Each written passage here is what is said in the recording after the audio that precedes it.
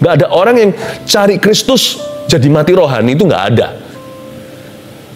Nggak ada orang yang dekat sama Tuhan suam kuku, itu nggak bisa. Karena itu datanglah pada Tuhan. Sekalipun kita sedang imannya sempoyongan atau kita sudah compang-camping roh kerohanian, tetap datanglah ke Tuhan. Datang ke Tuhan itu di-fix, pasti akan diperbaiki. Karena Tuhan itu pabriknya kita. Tuhan yang mengerti spare part hidup kita. Kalau Anda belum subscribe di channel ini, segera supaya Anda bisa mengikuti terus rema-rema dari Roh Kudus ya. Hari ini saya ingin bicara satu topik yang istimewa. Saya berikan judul Hindari Kuburan Iman. Diambil dari perikop cerita kebangkitan Yesus di hari Minggu pagi itu. Kita lihat di Lukas pasal yang ke-24. Di bahasa Indonesia, Lukas 24 itu nggak dimulai dari ayat 1 di perikop kebangkitan Yesus, itu dimulai dari ayat pasal sebelumnya, tapi ayat terakhir 56b. Memang agak unik sih, tapi saya akan baca dari sana ya. Hindari kuburan iman. Ya, jadi Lukas 23 56b mulai hingga pasal 24 ayat pertama. Dan pada hari Sabat mereka beristirahat menurut hukum Taurat. Tetapi pagi-pagi benar pada hari pertama minggu itu mereka pergi ke kubur, membawa rempah-rempah yang telah disediakan mereka. Mereka sini para wanita. Mereka mendapati batu sudah terguling dari kubur itu. Ulang lagi di ayat 56b tadi. Dan pada hari Sabat mereka beristirahat menurut hukum Taurat. Itu hari Sabtu. Hari Sabtunya orang Yahudi, hari Sabtunya kita juga. Nah, hari Sabat itu mestinya shalom peace, damai sejahtera. Tapi not for people, bukan bagi mereka murid-murid Yesus. Waktu itu suasananya cukup mencekam, karena Yesus mati itu dieksekusi. Dan orang-orang Kristen, istilahnya zaman itu, dianiaya. Dalam suasana yang terhimpit, yang dalam kondisi yang putus asa, saat itu juga iman tidak boleh mati. Apapun kondisi keadaan yang kau hadapi, imanmu harus hidup. Kenapa imannya Maria ini, Maria Magdalena, Yohana, Maria, Ibu Yakobus, 3 wanita yang pergi ke kuburan itu, kenapa iman mereka lagi hidup ya? Padahal mereka kira Yesus mati. Nah, kita ini loh tahu Yesus hidup, kok imannya mati? Kondisi aja tidak merampas mereka punya iman. Kondisi itu tidak membuat mereka putus asa atau pengharapan. Padahal mereka tidak percaya atau mereka tidak sadar bahwa Yesus segera akan dibangkitkan. Kalau kita kan tahu dari Alkitab, sudah jadi cerita Paskah. Mereka itu nggak punya pengetahuannya. Cintanya sama Tuhan itu cinta bulat hati sampai mati. Mereka aja tidak menyerah. Apalagi kita yang tahu Yesus hidup selama-lamanya dan Dia adalah Allah yang dibangkitkan. Hari Sabat itu hari Sabat yang sangat stres sekali. Mereka beristirahat menurut hukum Taurat, tetapi hati mereka gelisah. Tapi bagaimanapun juga pagi-pagi hari benar, di ayat 1 dikatakan, mereka pergi ke kuburan membawa rempah-rempah. Dan mereka waktu sampai sana, mendapati bahwa batu sudah terguling dari kubur itu. Lihat ayat 3. Dan setelah masuk mereka tidak menemukan mayat Tuhan Yesus. Lah iya, tentunya cari Yesus kok di kuburan. Kadang-kadang kita itu mencari apa yang benar di tempat yang salah, yang nggak menemukan. Kita mau cari belas kasihan Tuhan tapi dengan ngomel-ngomel, itu kuburan. Kita mau diberkati tapi pesimis sekali, itu kuburan, nggak ada Yesus di sana, nggak ada rencana Tuhan, nggak ada berkat Allah. Kita ini mau mengalami Tuhan, tapi negatif thinking itu yang di-entertain di dalam benak pikiran. Bagaimana bisa terjadi pencerahan? Setiap firman yang masuk ke dalam kepala kita dan hati kita langsung dicuri oleh burung-burung iblis. Belum tertanam, belum berakar, belum bertumbuh, belum bersemi, belum berbuah, sudah langsung dicuri. Jangan cari apa yang benar, jangan berharap menemukan rencana Tuhan di tempat yang salah. Mau cari jodoh kok didugem. Cari ya di antara saudara-saudara seiman. Kalau mau keluarga yang bahagia loh ya, kalau mau long term vision, for your family. Kalau kita ini punya visi keluarga yang bahagia, carilah juga pasangan di tempat yang seharusnya. Saya melihat ini, sesuatu kata-kata ayat 3 ini sangat-sangat powerful sekali. Saya baca sekali lagi. Dan setelah masuk mereka, Maria dan Yohana ini tidak menemukan mayat Tuhan Yesus. Begini loh, Tuhan memang tidak izinkan mereka ketemu mayat. Why? Karena siapa cari Yesus tidak akan ketemu mayat. Siapa cari Tuhan Yesus akan menemukan rencananya. Barang siapa cari Tuhan ketemu kehidupan. Siapa cari kakinya Tuhan untuk tersungkur di situ akan ketemu wajahnya. Dan kalau kita ketemu wajah Tuhan, kita ketemu tangannya. Tuhan pasti berbuat sesuatu, perbuatannya besar. Dan malah kita masuk ke dalam rencananya. No one, tidak ada seorang pun yang mencari Tuhan ketemunya mayat. Gak ada orang yang cari Kristus jadi mati rohani, itu gak ada. Gak ada orang yang dekat sama Tuhan suam kuku, itu gak bisa. Karena itu datanglah pada Tuhan. Sekalipun kita sedang imannya sempoyongan, atau kita sudah compang-camping roh kerohanian, tetap datanglah ke Tuhan. Datang ke Tuhan itu di-fix, pasti akan diperbaiki. Karena Tuhan itu pabriknya kita. Tuhan yang mengerti spare part hidup kita. Gak ada kata terlambat. Selama Anda masih hidup, ada nafas di hidungmu, dari paru-paru, berarti masih ada kesempatan untuk datang ke Yesus. Dan yang datang ke Tuhan, pasti ketemu kehidupan. Tuhan tidak izinkan 3 orang yang mencari dia ketemu mayat. Tapi di sana ada malaikat. Ya, kita baca ayat 4. Sementara mereka berdiri termangu-mangu karena hal itu, tiba-tiba ada 2 orang berdiri dekat mereka memakai pakaian yang berkilau-kilauan. Ini bukan manusia, karena pakaian mereka mau dicuci pakai deterjen apapun juga nggak bisa seputih kilau itu. Ini malaikat. Mereka sangat ketakutan dan menundukkan kepala, tetapi kedua orang itu berkata kepada mereka, "Mengapa you mencari dia yang hidup di antara orang yang mati?" Ditegur sama malaikat itu dengan kasih. 2 malaikat. Bentuknya, wujudnya 2 pria dengan baju berkilau-kilauan. Menegur wanita itu, "Mengapa kamu cari dia dengan D huruf besar, yang hidup di tempat yang mati?" Ya, jangan lari dari hadirat Tuhan. Jangan cari Kristus di kuburan. Apapun yang terjadi di hidupmu, tetap cari Tuhan, itu poin pertama. Tulis itu. Hindari kuburan iman, lalu kita kemana? Kemanakah aku dapat pergi menjauhi roh-Mu Tuhan? Kita pergi kemana kalau kita mau melihat terobosan, kalau kita mau melihat jawaban, kalau kita mau melihat rancangan-rancangan Tuhan? Pergi kemana? Jangan ke kuburan. Pergi di mana ada kehidupan. Ya kan? Lalat kan suka kotoran. Anak Tuhan suka hadirat Tuhannya. Karena itu, jangan lari dari hadirat Tuhan. Itu bukan destinasimu. Karena engkau dan aku sudah dibeli dengan darah yang mahal. Kita hanya punya satu tujuan untuk lari ke situ, yaitu kepada hadiratnya, kepada firman-Nya, kepada apa yang baik dan benar, sesuai dengan yang diajarkan oleh Kristus kepada kita dan yang telah diteladankan oleh Tuhan. Mengapa kamu cari dia yang hidup di antara orang mati? Mereka ditegur atau disadarkan atau dikoreksi oleh malaikat-malaikat itu. Ya, tetap cari Tuhan, jangan cari mayat. Motivasi mereka dibenarkan, meskipun mereka bawa rempah-rempah, itu bukan alasan. Ya, kematian itu mau diwangi-wangiin juga nggak akan pernah jadi harum. Coba ikan yang busuk dikasih parfum, baunya setengah mati dihirup. Yang mati ya mati, biar orang mati, kuburkan orang mati. Kamu ikut aku, kata Tuhan. Kamu ikut orang hidup.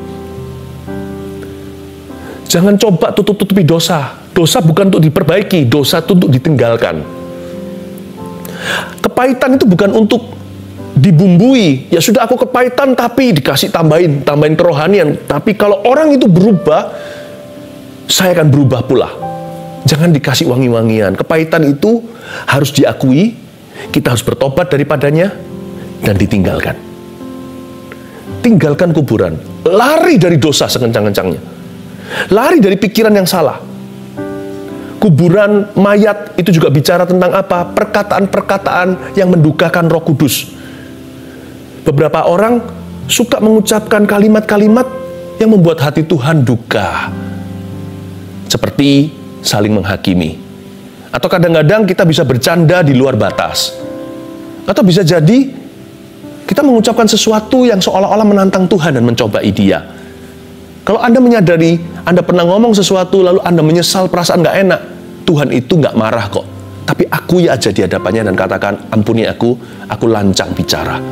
Apalagi kalau perbuatan-perbuatan kita yang sungguh-sungguh melanggar firman Allah, itu kuburan semua. Itu mayat di dalamnya. Di dalamnya ada bangkai. Tinggalkan dari hidupmu itu. Tanggalkan dosa dan beban yang merintangi. Berlari pada tujuan.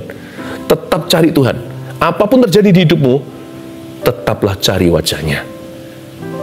Tapi mungkin Anda bisa bertanya, kenapa Tuhan taruh malaikat ya di kuburan ya? Katanya nggak boleh cari Tuhan di kuburan. Tapi Tuhan tahu pasti ada orang-orang yang kesasar ke situ. Pasti ada insan manusia yang tersesat ke sana. Salah tempat. Makanya Tuhan itu baik ya, dikasih 2 malaikat. Tapi kalau Anda mau ketemu Yesus secara pribadi, bukan hanya malaikat saja, jangan ke kuburan, ke firman. Semua yang benar, yang mulia, yang kudus, layak didengar, yang patut dipuji, yang disebut kebajikan, pikirkan semua itu. Nah, itu adalah kebangkitan.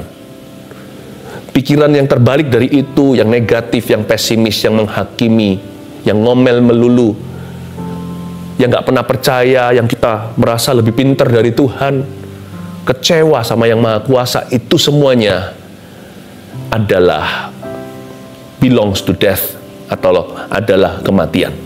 Hati-hati ya, jangan pegang kematian kalau Anda mau mengalami kuasa kebangkitan. Tuhan taruh malaikat di sana. Tapi saya sih nggak puas, saya nggak kagum sih wanita-wanita ini ketemu sama 2 orang pria berkilau-kilauan.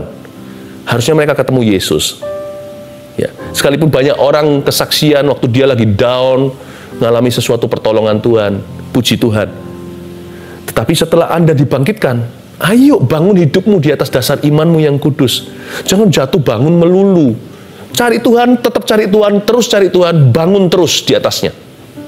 Ya. Ayat yang ke-6. Ia tidak ada di sini. Malaikat itu berkata begini, dan ia telah bangkit. Ingatlah apa yang dikatakannya kepada kamu ketika ia masih di Galilea. Garis bawahi kata itu, ingatlah apa yang dikatakannya kepadamu. Yaitu ayat 7, bahwa anak manusia harus diserahkan ke tangan orang-orang berdosa dan disalibkan dan akan bangkit pada hari yang ketiga. Itu intisari Injil juga.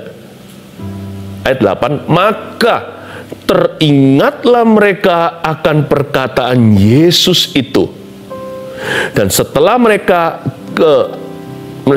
kembali dari kubur, mereka menceritakan semuanya itu kepada ke-11 murid, mestinya 12 minus Yudas, dan kepada semua saudara yang lain. Perempuan-perempuan itu ialah Maria dari Magdala atau Maria Magdalena, dan Yohana, dan Maria ibu Yakobus, dan perempuan-perempuan lain juga yang bersama-sama dengan mereka memberitahukannya kepada rasul-rasul. Ayat 6 bunyinya begini, ingatlah apa yang dikatakannya kepada kamu. Malaikat mengingatkan. Ayat 8, sungguhan mereka ingat perkataan Tuhan, maka teringatlah mereka akan perkataan Yesus itu. Lalu setelah mereka kembali dari kubur, mereka sadar Yesus tidak di situ. Kuburnya sudah kosong. Kalau mau ketemu Tuhan, malah harus ke Yerusalem. Ya kan? Di dalam rencana Tuhan. Kan Tuhan bilang dari dulu, tunggu aku di situ sampai kamu dipenuhi oleh Roh Kudus. Aku sudah nggak ada di kuburan. Aku sudah ada di ladang misi. Aku sudah ada di dalam ladang responsibility. Aku sudah ada di dalam medan tanggung jawabmu. Aku ada di dalam keaktifanmu. Bukan hanya imannya aktif, hidupnya aktif juga. Ya, aku tidak ada di dalam roh mengasihani diri sendiri. Aku sedih, duduk sendiri, ambil tali, mau bunuh diri, tutup pintu, sendirian di situ, meratapi nasib. Aku tidak ada di sana. Keluar dari kamarmu. Bergaul dengan baik dan benar. Ya kan? Cari pertolongan. Cari anak-anak terang. Lakukan tanggung jawabmu. Kalau memang perlu masak, rapi-rapiin rumah, jikalau ibu rumah tangga. Kalau yang sekolah, jangan bolos, jangan drop out, karena itu tanggung jawab panggilanmu sebagai mahasiswa. Kalau bekerjalah sungguh-sungguh. Ya, aku sudah ada di dalam keramaian Yerusalem. Aku sudah ada dan berada persis di tengah-tengah aktivitimu dalam kegiatan sehari-harimu. Aku ada di situ. Cari aku di sana. Kamu akan temukan. Jangan cari di ratapan. Ya. Maka teringatlah mereka akan perkataan Yesus. Dan setelah mereka kembali dari kubur nih wanita-wanita, mereka langsung menceritakan semuanya. Mengingat saja nggak cukup, mereka ceritakan. Poin nomor 2, gimana hindari kuburan. Bukan hanya tetap cari Tuhan. 2, perkatakan firman. Acquire the habit of quoting and memorizing scriptures for yourself. Mulai adopsi sebuah kebiasaan baik untuk menghafal. Hafal seluruh Alkitab sih nggak bisa, tapi hafal ayat-ayat yang berguna, yang bisa langsung di luar kepala. Meskipun nanti ada banyak ayat kita nggak hafal, tapi kita tahu kira-kira di mana kita buka lagi, jadi ingat kembali. Tapi biasakan adopsi sebuah gaya hidup yang suka mengingat scriptures atau firman, sehingga bisa quote, atau sehingga bisa mencetuskannya, atau bisa bukan untuk menggurui orang lain, tapi kau gunakan untuk dirimu sendiri. Quoting the scriptures, atau bisa mengutip ayat-ayat. Apalagi ketika kita masuk pencobaan. Yesus di padang gurun, ingat, setan pakai ayat juga, tapi Yesus yang punya ayat. Yesuslah firman. Dia berkata, ada tertulis, ada tertulis. Nggak bisa apa-apa tuh setan. Itu yang disebut dengan ayat emas. Waktu kita sekolah minggu zaman dulu, yang Kristen dari dulu ya, selalu guru memberikan gini, ayat emas hari ini apa? Temukan ayat-ayat emasmu.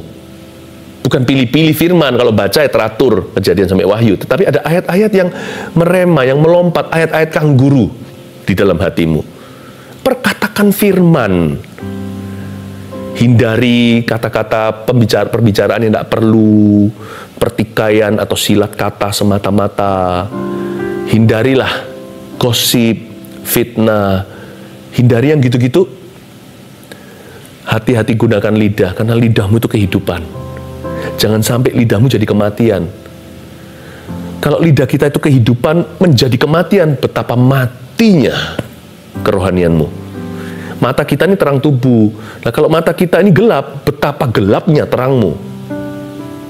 Makanya ada orang-orang nggak bisa tahan nafsu, karena dia melihat melulu. Yang dia lihat nggak keruan. Gimana dia bisa tahan? Karena mata adalah jendela tubuh. Nah, lidah itu pewarna sifat. Lidah itu adalah atmosfer jiwa kita. Hawa, seperti kalau remote kontrolnya AC itu di setel 18 derajat. Lidah itu yang setel derajatmu di hadapan Allah.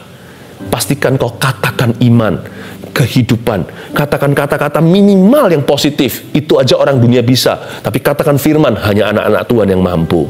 Karena ada kuasa. Karena Yesus waktu mengucapkan firman, jadilah, maka jadilah terang, jadilah cakrawala. Tahukah, mulutmu bisa membunuh, mulutmu bisa mencipta. Pastikan mulut kita bukan kuburan. Mulut kita itu kebangkitan. Amin. Tetap cari Tuhan, perkatakan firman. Saya sudah mau selesai di ayat 11 dan sampai ayat yang ke-12. Tetapi bagi mereka ini rasul-rasul sekarang, bukan wanita-wanita. Murid-murid Yesus 11 orang itu. Perkataan-perkataan itu seakan-akan omong kosong. Dan mereka tidak percaya kepada perempuan-perempuan itu. Disayangkan. Perkataan wanita itu loh, seakan-akan omong kosong katanya. Mereka nggak percaya kepada perempuan-perempuan itu. Sungguh pun demikian, Petrus bangun lalu cepat-cepat pergi ke kubur itu. Rasul gegabah ini. Ketika ia menjenguk ke dalam, ia melihat hanya kain kapan saja. Lalu ia pergi dan ia bertanya dalam hatinya, apa yang kiranya telah terjadi? Konyol sekali. Dikasih mudah kok mau susah. Itulah hati orang yang selalu curiga, senantiasa. Manusia yang hidup dalam trauma itu menyusahkan hidupnya sendiri. Lalu dia akan menyusahkan orang lain juga. Poin nomor 3 ya. Kalau kita mau menghindari kuburan dan kita mau lihat senantiasa kehidupan, artinya kemanapun kita pergi, nggak sempurna hidup ini, nggak smooth, melulu atau mulus selalu, enggak loh ya, enggak. Kalau orang berkata hidup mulus selalu, ikut Yesus itu enak terus, bohong. Selalu ada up and down tantangan, tapi Tuhan berjanji, kemanapun kita pergi, kemanapun Tuhan membawa kita dalam rencananya, selalu berujung rumput hijau, air tenang. Benar. Situasi belum berubah pun itu kondisi hati. Jangan susahkan hidupmu dan susahkan hidup orang lain. Kalau kita nggak mau lihat kuburan, tapi rumput hijau dan air tenang, pastikan poin 3 ini kita hayati dan lakukan. Kita hidupi. Belajar percaya dan mempercayai. Nah, belajar percaya itu sama Tuhan. Mempercaya itu manusia. Belajar mempercaya orang sekalipun selalu beresiko. Tahu nggak yang paling beresiko itu adalah percaya sama manusia. Percaya diri juga resiko. Emangnya diri kita tuh bisa dipercaya? Tapi apapun resikonya, tetap rencana Tuhan itu melibatkan orang dalam hidup kita. Kita harus belajar mempercayai. Nah, ini rasul-rasul ke-11 murid ini gagal percaya dan gagal mempercayai. Mereka gagal percaya karena Yesus pernah ngomong sama mereka, nanti gimana dia akan bangkit segala. Dia gagal mempercayai. Wanita-wanita itu paling tidak 3 itu penuh reputasi. Tapi perkataan wanita perempuan-perempuan itu dianggap omong kosong. Siapa yang rugi? Bukan sang saksi. Yang mendengarkan kesaksian itu yang rugi sendiri. Kalau dia selalu menaruh rasa curiga, malah perlu lari-lari ke kuburan, toh nggak ketemu, kecuali ketemu kain kapan. Lalu nanti dia bertanya, bengong lagi hatinya, dalam hatinya dia bertanya apa yang telah terjadi. Apa susahnya sih percaya saja? Loh, sana bilang gampang, percaya saja. Tapi kalau nggak terjadi gimana? Nggak ada orang percaya itu kecewa, itu nggak ada. Orang percaya, dia mungkin pengetahuannya nggak sempurna, tapi ketika dia nggak dapat sesuai kepercayaannya, kepercayaan yang sama yang awal tadi, yang original itu, akan menuntun, membantunya untuk tetap bisa dalam mendapatkan jawaban doa sekarang atau belum, atau mendapatkan jawaban yang beda. Kepercayaan itu tetap adalah iman yang bisa sustain dia untuk berharap sama Tuhan. Dia bisa berevolusi itu iman percaya tadi menjadi suatu kekuatan untuk menerima apapun jawaban Allah. Nggak ada orang percaya itu jadi kecewa, itu nggak ada. Ya mungkin gampang suruh mempercayai, sana nggak pernah dikecewakan orang. Yang benar, semua kita pasti pernah dikecewakan sama orang. Pengkhianatan adalah bagian daripada kehidupan. Tapi kalau kita memilih untuk tidak mempercayai lagi, itu pilihanmu sendiri. Saya memilih untuk menjadi believer, orang percaya. Artinya saya juga harus selalu mempercayai lagi. Setiap kali saya percayai lagi, saya kasih 100% lagi. Meskipun tetap harus tulus seperti merpati dan cerdik seperti ular, tapi percaya tetap 100%. Saya tidak korting itu. Belajar mempercayai, sekalipun mempercayai manusia itu selalu beresiko tinggi. Kenapa? Lebih baik kita dikecewakan sama orang daripada seharusnya ada rancangan Tuhan nggak jadi karena kita nggak percaya. Saya mending di reset daripada saya luput potensi ilahi. Mari kita siap. Orang yang ikut Tuhan itu harus siap dikecewakan di dunia ini, karena hatinya tidak mempan dengan roh kecewa. Karena dia seorang believer, orang percaya. Sampai kapanpun, amanah dari sorga adalah untuk dia mempercayai. Dan banyak perkara indah dari percaya. Percayalah. Dan banyak perkara luar biasa dari mempercayai. Percayalah akan hal itu. Hal itu tidak akan mengecewakan. Puji Tuhan. 3 hal untuk menghindari kuburan iman. 1, tetap cari Tuhan. 2, perkatakan firman. 3, belajar percaya dan mempercayai. Jangan cari Kristus di kuburan ya. Apapun yang terjadi atau apapun yang telah terjadi di hidupmu, imanmu jangan mati. Ayo hidup lagi mulai saat teduh ini. 1 Petrus 4 ayat 7. Kesudahan segala sesuatu sudah dekat. Karena itu, kuasailah dirimu dan jadilah tenang, supaya kamu dapat berdoa. Saudara yang terkasih, terima kasih telah mendengarkan firman Tuhan hari ini. Jangan lupa untuk dukung terus channel ini dengan cara subscribe, like, share, dan juga komen, agar saudara kita yang lain juga boleh terberkati. Tuhan Yesus memberkati kita.